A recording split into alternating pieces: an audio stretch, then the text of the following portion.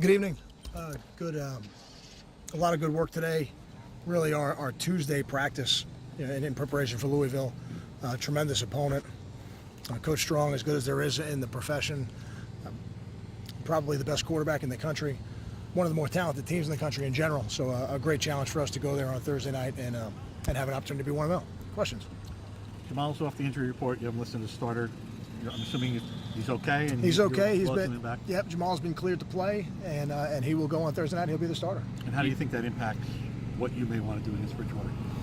Well, I think it impacts. I think it makes us better on defense. I think that's what it does for us. We're going to play our defense. We certainly have a tremendous amount of respect for Teddy and what he's capable of doing, but we have to play good defense within our system. And Jamal Morrell is an excellent football player, and he'll make our system better, which hopefully will help us play better defense on Thursday night. Do you think he can play a starter's workload? I do. I think he's ready to go, and he's passed all the tests and qualifications that he's needed to get cleared.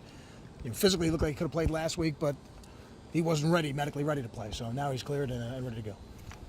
From a conditioning standpoint, how much energy is there now 24 hours after, a 4.5-hour long game? I think when they're young people, they bounce back pretty quickly, and a couple of guys are a little bit sore and that type of thing. But the energy was excellent out here tonight. We went a little bit longer than we would on a normal Sunday, a little less than we would on a normal Tuesday. So somewhere in between to get everything in that we needed to. But we got everything installed that we would normally install on a Tuesday, which was the most important thing. Does it matter who starts at running back? I see you have them listed as or. You gave them both almost an equal amount of carries. Exactly, and I don't think it does. I don't think it does. And Savon will start the game, and Justin will go in the second drive just like he did last week, and both those guys will play through the game. And Ray Clark, Muller still your guy there? Or are you going to platoon? Muller will start the game. Antoine he came out of it with a little bit of an ankle issue, so he couldn't go tonight. And on a short week, that's tough. You don't have the normal time to recover, so we'll see. I'm optimistic that he'll go on Thursday night, but we'll have to see exactly what it looks like tomorrow. What made you put Antoine in the game Saturday, and what did you see on film from both of them? I thought Chris was doing a good job, but at that point in the game, we felt like Antoine could give us a little something different.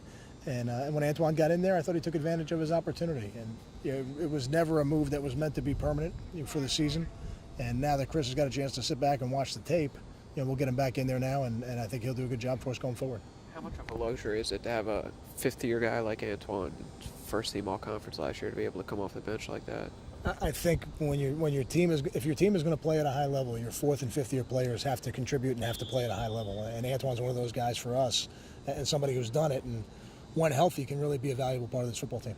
Well, you talked about what it meant for when SMU had a NFL caliber quarterback in Garrett Gilbert. Does it change when a team has potentially the number one overall pick in the draft? Does that raise the level even more about the?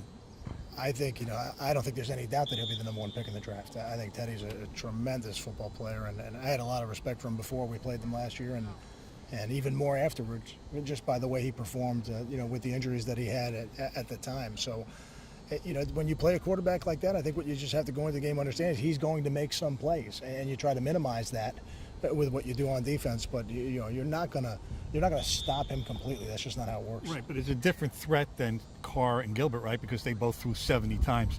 I'm assuming you don't anticipate Bridgewater's going to throw 70 times. I don't, but I don't ever try to guess. Okay. But their statistics would say he's not going to, and their numbers would say that. And the way they play offense is different from those two teams. They want to run the football like we do, and they want to challenge you down the field. Teddy Bridgewater will throw the ball down the field, and they'll throw it down the field quite a bit. And he's got some talented receivers, so I'm not sure if all those receivers are available to him, judging by what happened in the last game, but they have some talented guys out there running around, and they are going to push the ball down the field, and he does it with great accuracy. How did you feel the offensive line did in pass protection against SMU, and what do they need to do? Because I think Louisville has the number one sacks guy in this conference and number 3 too. I think the issues that Louisville presents is that they're tough to run the ball against. And because of that, they've been able to get people off schedule. And philosophically, they're not very different than what we're trying to do, even though they don't necessarily do it exactly the same way. I thought in the last game, at times, we performed really well. And over the course of the full game, and I believe it was 90 snaps in the game on offense, we had some plays later in that game that hurt us a little bit, more so in the run game than in pass protection. We gave up some sacks, but those weren't necessarily one-on-ones. One was on the back. I think one we were hot. So, overall, I thought we did a pretty good job pass protecting. But It's going to start with the ability to run the football on both sides. I think if they're first, we're second or third. So if the teams that can limit, the team that runs the ball the best will probably have the best night in pass protection. It's been installed. It's I think it's 16 or 17 point underdogs. Just your thoughts on that? I don't concern myself with that. I don't usually look at it to see what it is in other weeks, so I don't even have a frame of reference to comment on it. Did you get an explanation on that 2-point conversion anymore from yesterday? I have not. Now, Terry McCauley, who's the director of officials in our league, he also works in the NFL. So today he's working his job in the NFL, and I generally catch up with him on Monday. And I'm curious because I thought it would be something that could be reviewable, just because I thought it was an egregious error.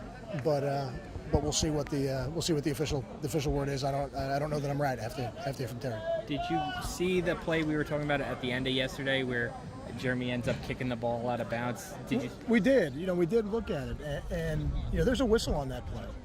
That stops the play. So we have to find out why the whistle might have been blown when it was. But again, those are things that I have to talk to Terry about.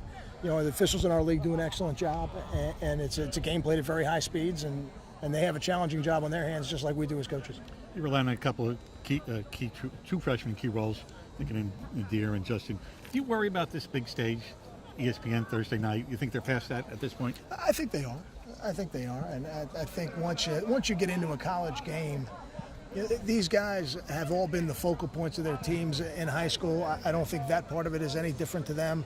And then once they've done it in a game, for me, that's enough. I tend to not try to predict it before I see them do it in the games. But once guys get out there and show that they can perform, I don't know that there's any more sense of urgency because there might be more people in the stands necessarily. Got time for 2 more. How much stress will Teddy, because of the way he goes vertical, put on your secondary? Is this a completely different test than that they've been exposed to all year? I mean, I don't know about completely different because SMU pushed the ball down the field a little bit. The way they'll do it will be there'll be some drop back, there'll be some play actions. I think it's critical when you play against a quarterback like this that you do your job on defense, and it's an oversimplification, but it's really not any more complicated than that. They've got talented players, we've got some talented players. If we do a good job stopping the run and keeping them off schedule, we'll do better in pass defense. If they're able to run the ball, then everything gets harder. Do you anticipate using TJ in a similar role? TJ Johnson in a similar role? I think with Did Jamal, you like that?